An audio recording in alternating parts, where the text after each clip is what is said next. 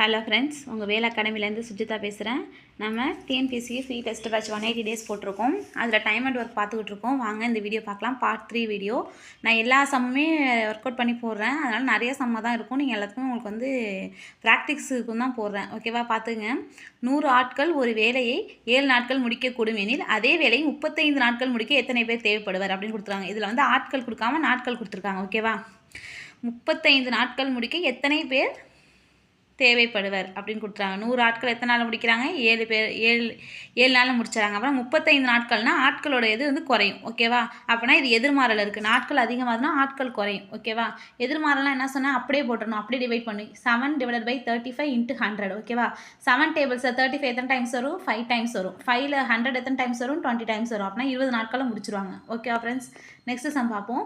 ஒரு குழி வெட்ட 10 இயந்திரங்கள் 60 நாட்கள் எடுத்துக்கொள்கின்றன. அனைத்து இயந்திரங்களும் ஒரே வேகத்தில் வேலை செய்கின்றன எனில் 30 இயந்திரங்கள் அதே குழியை வெட்ட எத்தனை நாட்கள் எடுத்துக்கொள்ளும்? 10 இயந்திரம் 60 நாள் எடுத்துனா 30 இயந்திரம் அதோட கம்மியான நாள் தான் எடுத்துக்கும். அப்போனா இது வந்து என்ன எதிர்மாறல் இருக்குது. ஒன்று அதிகமாகுது, ஒன்று கம்மியாகுது. எதிர்மாறல்னா என்ன சொன்னால் அப்படியே போட்டுறணும் அப்படிங்கிறது. 10 / 30 × 60. ஒரு 0க்கு ஒரு 0 போயிடும். 3 டேபிள்ஸில் 60 20 டைம்ஸ் வரும். அப்புறம் 20 டேஸில் முடிச்சிருவாங்க. ஓகேவா ஃப்ரெண்ட்ஸ்? இதெல்லாம் ஈஸி. நீங்கள் ஈஸியாக முடிச்சிடலாம். ஃபஸ்ட் 2 வீடியோ பார்த்தீங்கன்னா இது 3வது வீடியோ நீங்களாவே ஒர்க் அவுட் பண்ணலாம். ஸ்டாப் பண்ணி வச்சுட்டு இந்த சமூக நீங்களாக போட்டு பாருங்கள். அந்த ஆன்சர் கரெக்டாக வருதான்னு பார்த்துங்க.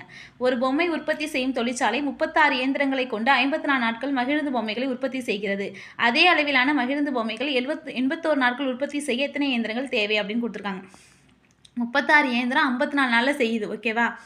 அதுவே மகிழ்ந்து பொம்மை 81 நாட்களில் எத்தனை இயந்திரம் செய்யும் அப்படின்னு கேட்டிருக்காங்க. ஓகேவா? இதுவும் வந்து எதிர்மாறல் தான். ஓகேவா? எதிர்மாறல்னா என்ன? அப்படியே போட்டணும். 54 / 81 × 36. 36 81 9 டேபிள்ஸில் வரும். இது 9 டைம்ஸ் வரும். அது 4 டைம்ஸ் வரும். ஓகேவா? திருப்பி 9 டேபிள்ஸில் 54 வந்து 6 டைம்ஸ் வரும். 6 4s are 24. 24 இயந்திரம் வேணும் 81 நாட்களில் அந்த பொம்மைகளை செய்ய. ஓகேவா ஃப்ரெண்ட்ஸ்? நெக்ஸ்ட்டு 5வது கணக்கு பார்ப்போம். 4வது கணக்கு பார்ப்போம்.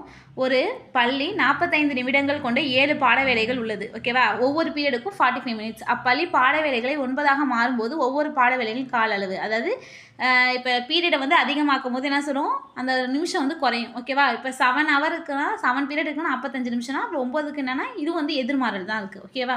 அப்போனா 7 / 9 × 45. ஓகேவா? 9 45 டைம்ஸ் எத்தனை வரும்? 5 டைம்ஸ் வரும். 9 டேபிள்ஸில் 45 5 டைம்ஸ் வரும். 7 × 5 35. ஓகேவா? 35 மினிட்ஸ் ஆகும். ஓகேவா? 35 நிமிடம் ஆன்சர். நெக்ஸ்ட் 5வது கணக்கு பார்ப்போம். ஒரு விவசாயியிடம் 144 வாத்துக்கள் 28 நாட்களுக்கு தேவையான உணவு உள்ளது. அவர் 32 வாத்துக்களை வித்துறாரு எனில் அவரிடம் உள்ள மீதம் உள்ள உணவு எத்தனை நாட்கள் இருக்கும்? அப்படின்னா நம்ம என்ன பண்ணால் இதை இன்டெரக்டாக கொடுத்துருக்காங்க. இப்போ 144க்கு 28 டேஸுக்கு வந்து உணவு இருக்குது. அப்புறம் 32 வித்துறாங்கன்னா 144 32 கழிக்கணும். இந்த இங்கே போட்டிருக்கேன் பாருங்கள். 144 32 கழிச்சா 112 வரும். அப்படின்னா 112 வாத்துக்கு எத்தனை நாள் இருக்கும் அப்படின்னு கேட்டிருக்காங்க. இதுவும் வந்து எதிர்மாறலில் தான் இருக்குது. அப்படின்னு என்ன சொல்லணும்? டேரெக்டாக அப்படியே டிவைட் பண்ணும். 144 / 12 × 28. ஓகேவா? 28ம் 112ம் வந்து 7 டேபிள்ஸில் வரும். இது 16 டைம்ஸ் வரும். அது 4 டைம்ஸ் வரும். திருப்பி 4 டேபிள்ஸில் 16 வந்து 4 டைம்ஸ் வரும். திருப்பி 4 டேபிள்ஸில் 144 வந்து 36 டைம்ஸ் வரும். அப்படின்னா 112 வாத்துக்கு 36 நாட்களுக்கு தேவையான உணவு அவன்கிட்ட இருக்குது அந்த விவசாயிகிட்ட அப்படிங்கிறது அர்த்தம். Okay friends? Next 6th some பார்ப்போம்.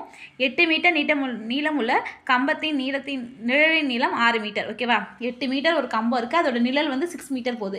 அதே நேரத்தில் 30 மீட்டர் நிழல் ஏற்படுத்தும் மற்றொரு கம்பத்தின் நீளத்தை கேட்டிருக்காங்க. இப்போ 6 மீட்டர் நிழல் ஏற்படுது 8 மீட்டர் கம்பம்.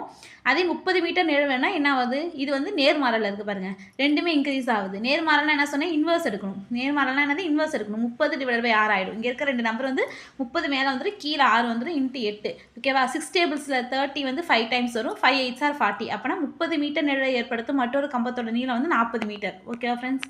அவ்வளோதான் இந்த 6 சம். நெக்ஸ்ட் வீடியோவில் அடுத்த 6 சம் பார்ப்போம். ஓகேவா? தேங்க்யூ.